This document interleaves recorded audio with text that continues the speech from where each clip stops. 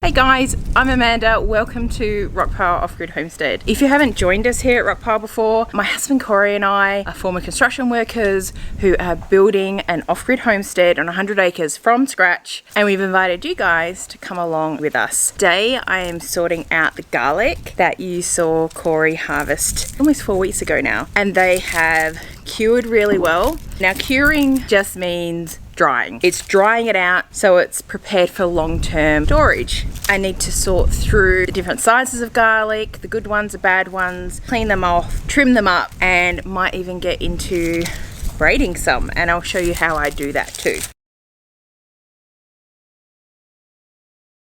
What I need to do is divide them up into different sizes. There are some in here that the paper has been compromised. Here's a good example. Basically, it's split. So I'm just going to pull these cloves off, and these will be used in the kitchen.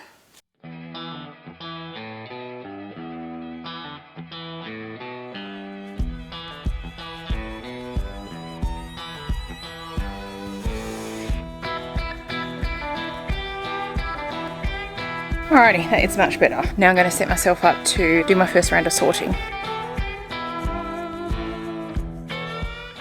I'm just going to divide into large and small, or small, medium, large, depending on what we've got in there. Out of the large ones, Corey and I will decide which ones we want to put aside to plan for next year. I also want to find ones that might be suitable for braiding. We'll get to that later. So now I just need to work my way through these. Most of the paper and dirt should be able to just come off with pretty much with your fingers, because some of them have in the stems little lumps, and I opened one up before and they're actually little garlic cloves in there. I'm not sure if there's something particular that causes it or it's pretty normal. Here's another one. Look how big that is. I don't know if that's going to impact me being able to braid this. Oh look, you can see it. Oh.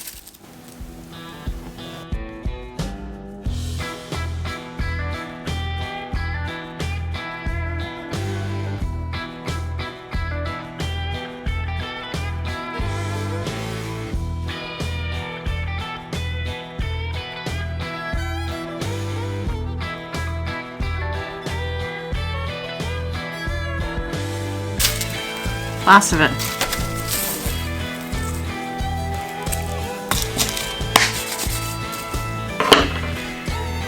Alright, let's clean up this mess.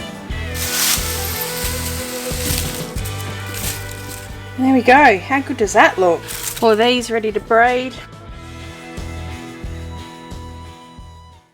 We are actually a couple of days later. I've been mucking around with these garlic, trying to get them into a braid, but I'm really struggling because the stems seem to be quite stiff. Now these are meant to be soft neck varieties, and admittedly I've only braided garlic once before, and that was quite easy at the time. This should be the same variety, it was from the same source, it's meant to be the same type. The only difference is last time I braided them, I actually braided them before we cured them fully, so it was still quite soft and pliable, and I'm wondering if that's made a difference. But the reason why I didn't do it like that this time is because when I braided them and they weren't fully cured, we found they didn't last quite as long. There was quite a few bulbs within the braid that started to like rot quite quickly, and I thought it was because I braided them up too soon, so it limited the airflow, they weren't cured properly. But now I'm not sure, was that what I was supposed to do? I'll show you kind of what I've been doing. Here's my little stash. Got my smaller ones there and my bigger ones there. I've been trying to like kind of soften up these stems, but that has caused some of them to just break off and snap, because you can see that. It's like it's quite stiff, right? And they get even stiffer like the bigger they get. And you can see this one's broken, and they break at those little nodules. I did get a couple of good attempts. I still might show you how I would go about braiding my garlic. Hopefully it's helpful. Start with 1, 2, make a cross, 3. Crossing it again, but leave this one slightly longer.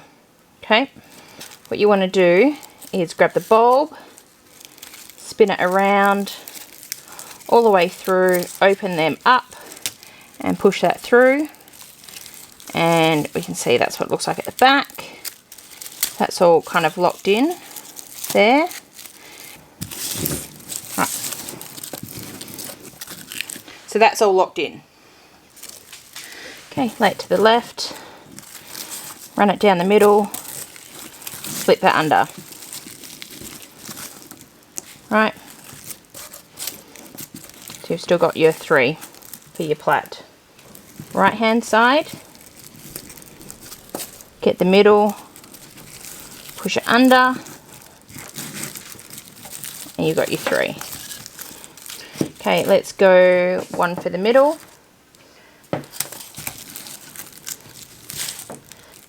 One for the middle.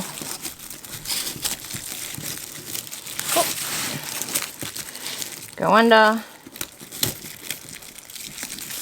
And under again. That kind of helps lock it in. So you go 1, 2, and then you can start from the left again. So to the left. We're in the middle. I'm going to put the middle under the right hand side.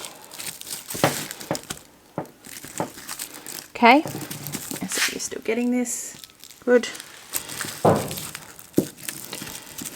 Make sure that's in pretty tight. Okay, you just pull on it and tighten up as it's going. The right. Put this in the middle and bring it under. This is starting to crack here, see? I want to be careful now. So we can see where we're at there. This is a bit awkward doing this kind of on camera, but it does help to have, like, braid it towards you and put it on like a nice flat surface so you can make sure they're quite locked in. Let's do maybe like 1 more. Something like that. Just to kind of finish it all off. Okay, and we want that under there.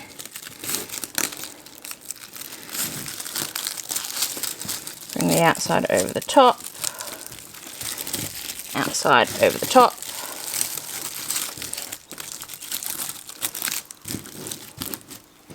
Outside over the top.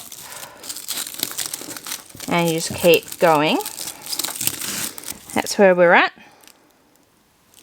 I mean, even given the difficulties that I'm having with this, with these hard necks, that's still quite nice. So might just tie this off with a string. I'm going to do just an initial tie. Then I'm going to do something decorative, like that. Like that. And try off the top. There we have it. Nice little garlic braid with 1, 2, 3, 4, 5, 6, 7, 8, 9, 10 garlics. Something that size would make a beautiful gift. And I'll give you guys a close-up of the finished braid.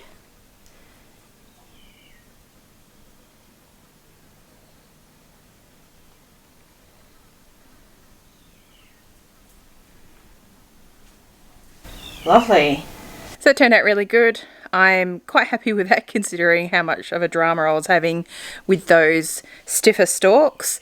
With the garlic that I'm going to bring inside, I'm going to try a few different preservation methods. I'd love to try confit garlic, haven't done that before, and that's something that you would actually have to freeze because it doesn't have a long life in the fridge and it's not shelf stable. I want to try to peel and freeze whole garlic cloves. Apparently if you like double bag them, they last for quite a while in the freezer. Our friends at Hunt and Gather, I did notice on their last garlic video that Meg's apparently has a great recipe for garlic paste, so I'm going to hit you up for that.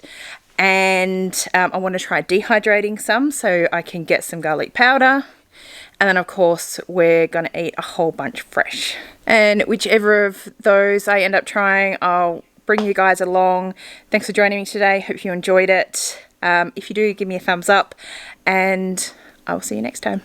Thanks folks. Bye.